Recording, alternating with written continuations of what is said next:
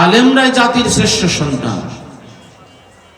মাদ্রাসায় যারা পড়ে কোরআনের হাফেজ তৈরি হয়, যারা আলেম তৈরি হয়, এই আলেমরাই সবচেয়ে ভালো মানুষ। বলুন আল্লাহু আকবার। ইমানি জজবা নিয়ে বলুন আল্লাহু আকবার। আমি আমার কথা বলছি না, আমি আল্লাহর কথা বলছি। আল্লাহ সুবহানাহু ওয়া তাআলা বলছেন, ইন্নামা ইয়াখশাল্লাহা মিন ইবাদিহিল উলামা। আল্লাহ বলেন, বান্দা, আসমানের নিচে জমিনের উপরে আমি আল্লাহকে যদি ভয় করার মতো কোনো গোষ্ঠী থেকে থাকে, কোনো ব্যক্তি থেকে থাকেন, তারা হচ্ছেন আলেম ওলামা।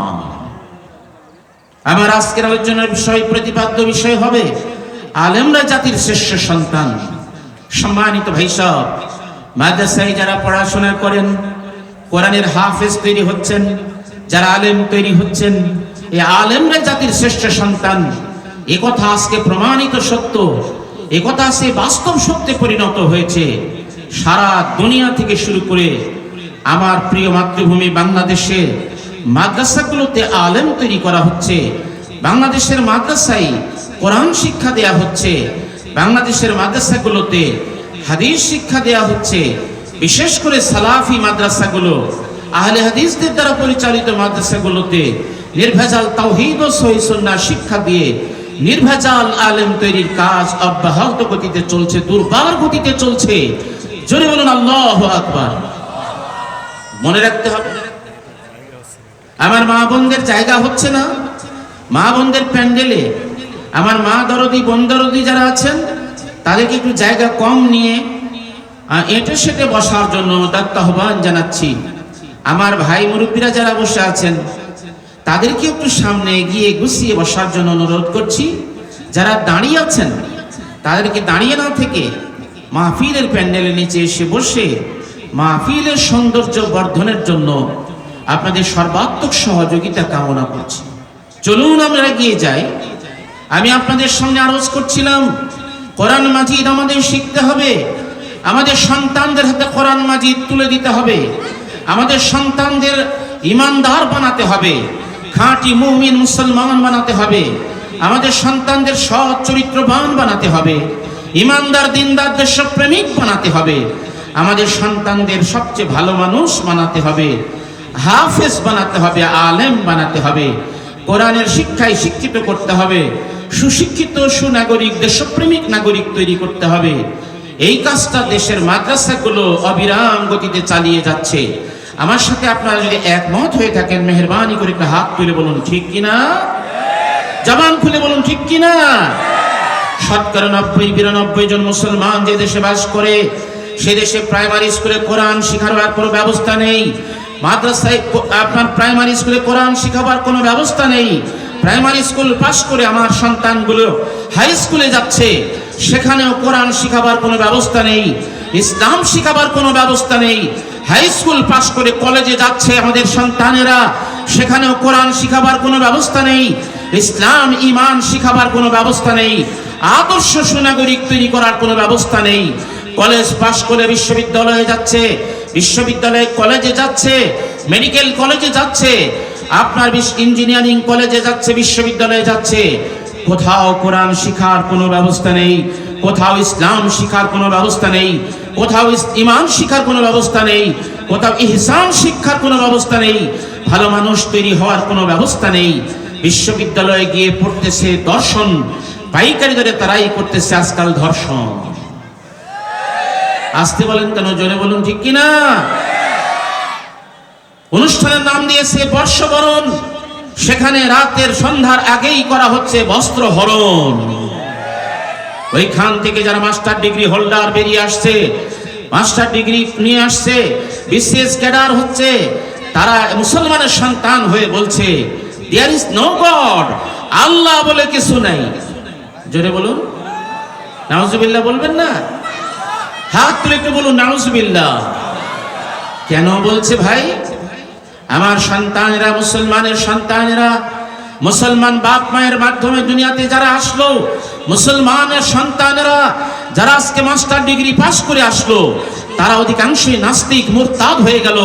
কেন তারা ব্লগার হলো? প্রিয় নবীর একটি হাদিস আমি আপনাদের শোনাতে চাই।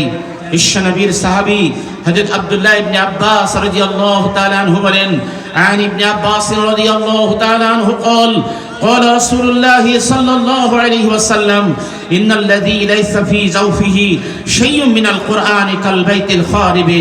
বাংলা তরজমা অনুবাদ হচ্ছে, ট্রান্সলেশন হচ্ছে, হযরত ইবনে আব্বাস রাদিয়াল্লাহু তাআলা আনহু বলেন, বিশ্ব মানবতার মুক্তির দূত বিশ্ব নবী মুহাম্মদ সাল্লাল্লাহু আলাইহি ওয়াসাল্লাম বলেন, হে আমার উম্মতেরা শোনো, তোমাদের মধ্যে যে ব্যক্তি কোরআন মাজিদ পড়তে জানে না, যার হৃদয়ের মধ্যে কোরআন নেই, যার কলবে কোরআন নেই, যার মাথার মধ্যে মগজে কোরআন নাই, ওই ব্যক্তির সঙ্গে, ওই ব্যক্তির উদাহরণ হচ্ছে উজাড় ঘরের সঙ্গে।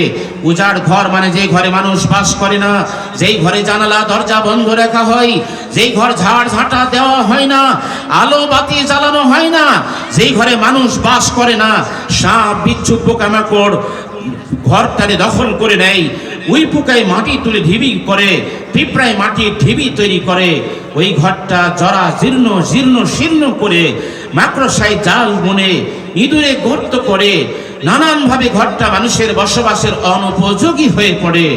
আল্লাহর নবী বলেছেন, যে ব্যক্তিকে কোরআন শিক্ষা দেয়া হলো না, যে ব্যক্তি কোরআন জানে না, যে ব্যক্তিকে কোরআন শিক্ষার আওতায় আনা হলো না, সেই ব্যক্তির মন, মগজ, কল্প, হৃদয় ইবলিশ শয়তান দখল করে রাখে।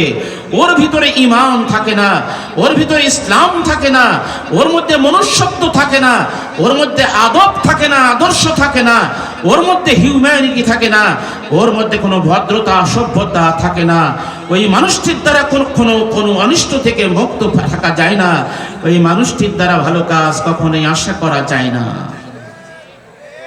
আলেমরা জাতির শ্রেষ্ঠ সন্তান। বাংলাদেশের শিক্ষা প্রতিষ্ঠানগুলোতে অস্ত্রের ঝনঝনানি চলছে, বাংলাদেশের শিক্ষা প্রতিষ্ঠানগুলোতে মাদকের সয়লাব চলছে, মারামারি হানাহানি খুনাখুনি চলছে, স্তর দখলের মতো বিশ্ববিদ্যালয় হল দখল চলছে। যখন যে দল ক্ষমতায় আসে সে দলের রাজত্ব চলছে, সেখানে প্রকাশ্যে জেনা ব্যভিচার হচ্ছে, মাদকের রমরমা ব্যবসা চলছে। আল্লাহর হস্তে দ্ব্যর্থহীন ভাবে মাথা উঁচু করে বুক ফুলিয়ে বলি, সারা বাংলাদেশের কোনো মাদ্রাসায় কোনো মাদকের কারবার নাই, জুয়ার আড্ডা নাই, মাদ্রাসাগুলোতে গান বাজনার আড্ডা নাই, মাদ্রাসাগুলোতে সাউন্ড বক্স বাজে না, মাদ্রাসাগুলো যাত্রা সার্কাস থিয়েটার হয় না, মাদ্রাসাগুলোতে ক্যাসিনো নাই, মাদ্রাসাগুলোতে কোনো শয়তানি বদমাইশি ভণ্ডামি নাই, মাদ্রাসায় চাঁদাবাজ, মামলাবাজ, হামলাবাজ, টেন্ডারবাজ নাই, মাদ্রাসায় চাপাবাজ নাই। মাদ্রাসা শিক্ষক ছাত্র যারা জাতির শ্রেষ্ঠ সন্তান, তারা জোরে বলুন হাত তুলে ঠিক কিনা? আমি আপনাকে দ্ব্যর্থহীন আজকে বলতে চাই, যারা আজকে বলছে কুলাঙ্গারেরা মাদ্রাসাগুলো জঙ্গি উৎপাদনের কারখানা, আমি বিশ্বাস করি তাদের জন্মের ত্রুটি আছে।